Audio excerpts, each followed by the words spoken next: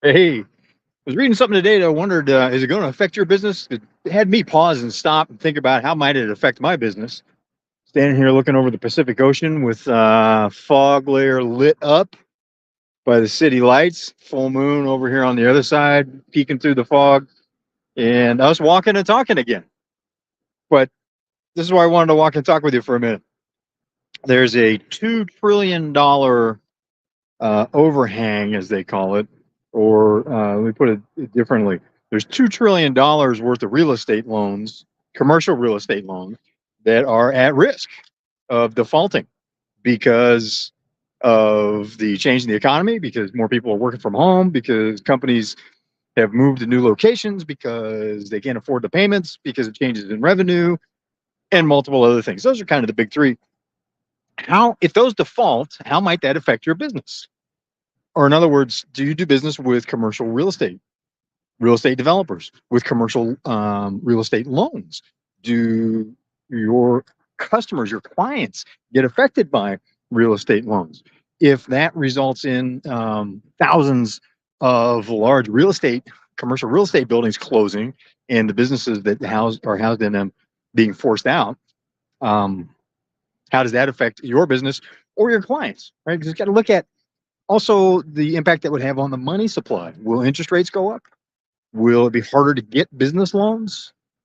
So these are all questions that I am not going to attempt to answer for you because I do not know your exact situation. I am not a financial expert. I'm not a commercial financial loan professional. These are just questions that came to mind to me to think about. Okay, what might this be affecting in my business? And even more importantly, where's the opportunity, right? What opportunities does that bring up in terms of more people working from home? Is that make it mean that there's going to be more opportunities for consulting work? Almost said advisory work. That's something different, carries a different connotation. Consulting work. I'm working with businesses on how to adapt, how to train and develop their people, how to, doing many of the things that you do. So where might the opportunities be if money gets tighter and from a lending standpoint? How does that affect your business or your customers? Do they have to finance a lot of the work that they do?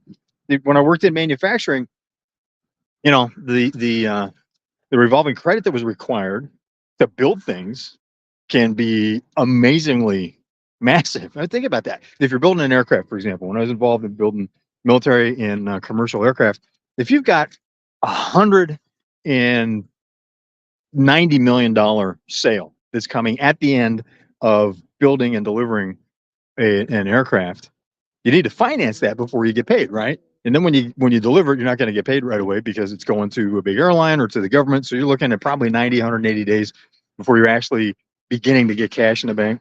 Maybe got some progress payments along the way. Regardless, you've got a huge amount of capital of financing involved in order to be able to make it work, right? Because it can take from the beginning of making a rivet to actually flying a plane to a customer could be a couple of years, and then it's months after that before you get paid. So if you've got, say, 10 of those aircraft that will eventually sell for $190 million in production, but not sold, right? So you haven't gotten the sale price for it yet. How do you finance that? Now that's an extreme example. Consider, though, the effect that it has on your customers or your customers' customers. Because many times I have experienced shocks in my business and my career, not because of what happened with the business I worked for or was running or involved with at the time, but because of what happened to our customers' customers. Because something occurs out there, it makes it harder for them to do business, harder for them to buy, to finance, whatever it may be, their costs go up, then that eventually spills back, right? So think about that. How might that affect you?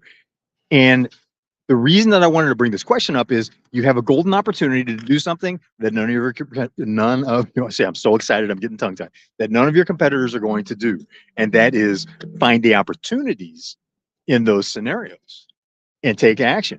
Because if it's an opportunity under duress, it's likely an opportunity even in good times.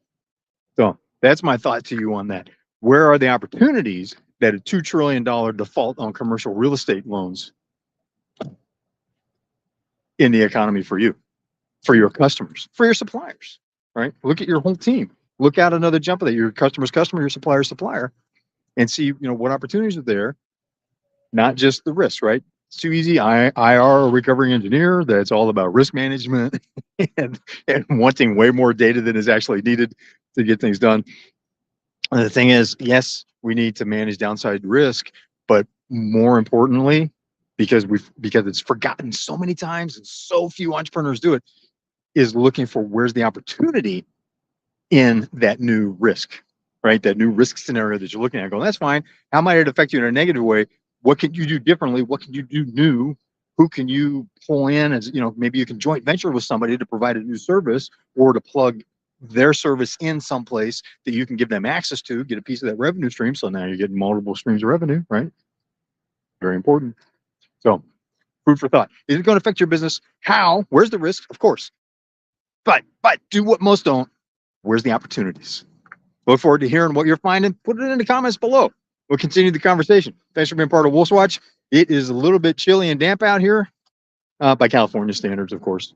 It's probably about 50 degrees, 55 degrees, and damp and chilly right here on the coast. But I appreciate you. Appreciate you being part of the conversation. And I will see you on the trail.